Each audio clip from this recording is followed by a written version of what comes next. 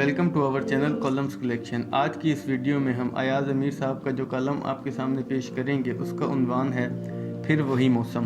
گندم کی فصل بوئی جا چکی ہے، مونگ پھلی کی فصل اٹھائی جا رہی ہے۔ منڈی میں مونگ پھلی کی قیمت خاصی اونچی ہو گئی ہے اور اس وجہ سے جہاں پہلے گاؤں کے ہمارے دوست بوری کے حساب سے مونگ پھلی تحفتاً دے جاتے تھے، اب شاپروں پر آ گئے ہیں۔ بہرحال یہ بھی غنیمت ہے، کچھ تو آ جاتی ہے۔ ہمارے علاقوں میں سردی شروع ہو گئی ہے لیکن ابھی تک کڑاکے کی نہیں پڑ رہی۔ کھیتوں میں کچھ کیکر کے درخت ہیں جن کی چھانٹی سے سردیوں کی شاموں کے لیے ایندھن اکٹھا ہو جاتا ہے۔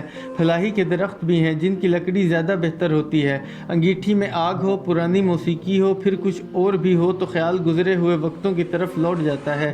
پرانی یادیں دل میں اٹھتی ہیں اور رونے کا مقام بنتا ہے کہ کیسے کیسے مواقع ہم سے گنوا دیے گئے۔ درست ہے کہ ایک نئے سپہ سالار کا چناؤ ہو گیا ہے اور تو ہمارے سے کچھ ہونا نہیں، یہی ہمارے لیے بڑی خبر ہے۔ نئے چیئرمین جوائنٹ چیف جو چنے گئے ہیں ان کا تعلق چکوال کے قصبہ ملہال مغلاں سے ہے۔ کل ہی ایک دوست نے فون پر بتایا کہ راتوں رات جنرل طاہر شمشاد مرزا کے بہت سے نئے رشتہ دار پیدا ہو گئے ہیں جو انہیں مبارکباد پیش کرنے کے لیے بےتاب ہیں۔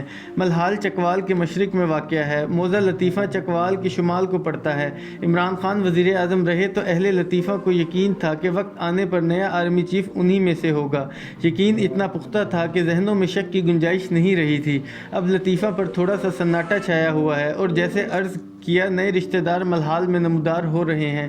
ہمارے دوست جنرل فیض حمید نہایت ہی متحرک انسان ہے، دوستوں کے دوست بھی ہیں۔ یہ اتفاق اور نصیب کی باتیں ہوتی ہیں۔ قربت عمران بہت تھی، شاید یہی انہیں مہنگی پڑی۔ ایک اور بھی چکوال کے جرنیل تھے جو رہتے رہتے آرمی چیف نہ بنے، جنرل اشفاق ندیم اب اس دنیا میں نہیں رہے۔ ان کا تعلق موضع نیلا سے تھا جو ہمارے گاؤں بھگوال اور لطیفہ کے قریب ہے۔ ہمارا تھانہ وہی ہے، تھانہ نیلا۔ جب general Raheel Sharif army chief تھے تو اشفاق ندیم کچھ عرصے chief of the general staff رہے۔ تب کہا جاتا تھا کہ فوج کی کمان تو جنرل راحیل شریف کے پاس ہے لیکن دو سوچ رکھنے والے جرنیل ان کے معاون ہیں، ایک لیفٹیننٹ جنرل اشفاق ندیم اور تب میجر جنرل عامر ریاض جو غالباً ڈائریکٹر جنرل ملٹری آپریشنز تھے۔ یہ بات مجھے میجر جنرل اعجاز امجد نے بتائی تھی جو کہ ساری دنیا جانتی ہے کہ وہ جنرل قمر جاوید باجوہ کے فادر ان لا ہیں۔ آرمی ہاؤس کے ارد گرد کی جگہ کو عرف عام میں جنرل کالونی کہا جاتا ہے۔ جنرل اعجاز امجد وہیں رہتے ہیں اور پاس ہی ہمارے دوست جنرل صلاح الدین ترمذی کی رہائش بھی ہے جو بعد میں نون لیگ کے سینیٹر رہے۔ جنرل اعجاز امجد سے ہماری الیک سلیک وہیں ہوئی۔ دسترخوان جنرل ترمذی کا ہمیشہ پرلطف ہوتا ہے، وہاں پر ہی جنرل اعجاز امجد سے گپ شپ ہوتی اور پھر دوستی بھی ہو گئی۔ اب جب جنرل قمر جاوید باجوہ رخصت ہونے کو ہیں تو بتانے میں شاید کوئی مذائقہ نہیں کہ جب یہ نئے چیف بنے تو ایک دن جنرل امجد کا فون آیا کہ شام 9:30 بجے آ جاؤ، لیکن بہتر ہوگا کہ اس سے پہلے میرے ہاں آ جاؤ، اور کچھ نہ کہا گیا۔ لیکن 9:30 بجے والی بات میں سمجھ گیا اور اس سے پہلے آ جانے والی بات بھی سمجھ میں آ گئی۔ جنرل اعجاز امجد کی میزبانی بھی ہم جیسوں کے لیے ہے۔ 7:30 بجے میں پہنچ گیا اور خوب گپ رہی۔ 9:30 بجے ADC لینے آئے اور جو 7 والا بڑا گھر ہے مجھے وہاں پہنچا دیا گیا۔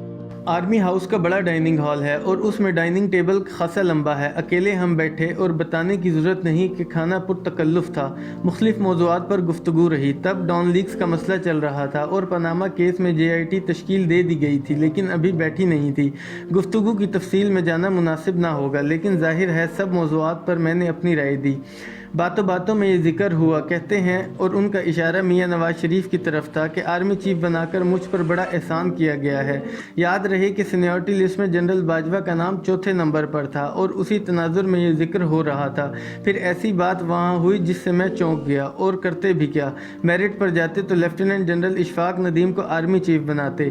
جنرل اشفاق ندیم اور جنرل باجوہ ایک ہی کورس کے تھے لیکن سینیورٹی میں جنرل اشفاق ندیم آگے تھے۔ سینیورٹی سے ہٹ کر بھی فوج کے حلقوں میں یہ بات عام تھی کہ اس وقت کے سب سے قابل افسر لیفٹیننٹ جنرل اشفاق ندیم تھے اور جنرل باجوہ کا خود یہ تسلیم کرنا اور میرے سامنے اقرار کرنا بڑے پن کا مظاہرہ ہے۔ جنرل اشفاق ندیم سے ناراضی کی وجہ کیا بنی تھی؟ وہ اپنی رائے کا کھلا اظہار کرتے تھے اور یہ بات میاں نواز شریف جو تب کے وزیر اعظم تھے ان کو پسند نہ آتی تھی۔ خاص طور پر یمن کی موجودہ جنگ چھڑی اور یہ سوال اٹھا کہ پاکستان کو کیا کرنا چاہیے تو کہا جاتا ہے کہ جنرل اشفاق ندیم جو کہ تب chief of the general staff تھے انہوں نے بڑے بلنٹ انداز میں کہا کہ پاکستان کی طرف سے کسی قسم کی مداخلت پاکستان کے مفاد میں نہیں ہوگی۔ غالباً انداز بیان میاں صاحب کو پسند نہ آیا۔ یہ بھی حقیقت ہے، گو پاکستان کی تاریخ میں میاں نواز شریف نے سب سے زیادہ آرمی چیف نامزد کیے ہیں، ان کی کسی سے بھی نہ بنی۔ جنرل اسلم بیگ کا بڑا ہاتھ تھا میاں نواز شریف کو سیاسی تقویت پہنچانے میں، لیکن جب 1990 میں وزیر اعظم بنے تو انہیں جنرل بیگ کا سٹائل پسند نہ آیا، اور یہ بھی درست ہے کہ وردی میں بطور چیف جنرل اسلم بیگ کا انداز کچھ زیادہ ہی شاہانہ تھا۔ تکبرانہ کا لفظ دانستہ میں استعمال نہیں کر رہا۔ شاہانہ مزاج کو کاٹنے کی خاطر صدر غلام اسحاق خان اور وزیر اعظم نواز شریف نے یہ ترکیب سوچی کہ ابھی جنرل بیگ کی مدت ملازمت میں کچھ عرصہ باقی تھا کہ نئے آرمی چیف آصف نواز جنجوعہ کے نام کا اعلان کر دیا گیا۔ جنرل بیگ ہواؤں میں اڑتے تھے، اس اعلان کے بعد وہ یکدم زمین پر آ گئے، لیکن میاں صاحب کے مزاج کا اندازہ لگایا جائے کہ ان کی جنرل آصف نواز سے بھی نہ بنی۔ شروع دن سے ہی ان کے تعلقات کشیدہ ہو گئے۔ جنرل آصف نواز کی ناگہانی موت واقع ہوئی تو سینئر موسٹ جنرل واہ کے لیفٹیننٹ جنرل فروخ تھے، لیکن کسی وجہ سے میاں نواز شریف اس بات پر ڈٹ گئے کہ جو بھی ہو جنرل فروخ آرمی چیف نہ بنے۔ صدر غلام اسحاق خان کو سٹینڈ لینا چاہیے تھا، اور اس وقت سروس چیفز کی تقرری کا کامل اختیار صدر مملکت کے پاس تھا، لیکن صدر غلام اسحاق خان میاں نواز شریف کے دباؤ میں آ گئے اور یوں جنرل وحید کاکڑ کا نام بطور آرمی چیف چنا گیا۔ یہ اور بات ہے کہ جب اس وقت کا سیاسی بحران بڑھا اور صدر غلام اسحاق خان اور میاں نواز شریف میں معاملات طے نہیں ہو رہے تھے تو جنرل وحید کاکڑ نے دونوں سے کہا کہ ملکی مفاد میں یہ بات ہے کہ آپ اقتدار سے فارغ ہو جائیں۔ جنرل جہانگیر کرامت نہایت ہی نفیس انسان ہیں، لیکن ان کی ایک تقریر وزیر اعظم کو پسند نہ آئی اور وہ گھر چلے گئے۔ ان کی جگہ جنرل مشرف آئے اور اس کا نتیجہ کیا نکلا اس سے ہم سب واقف ہیں۔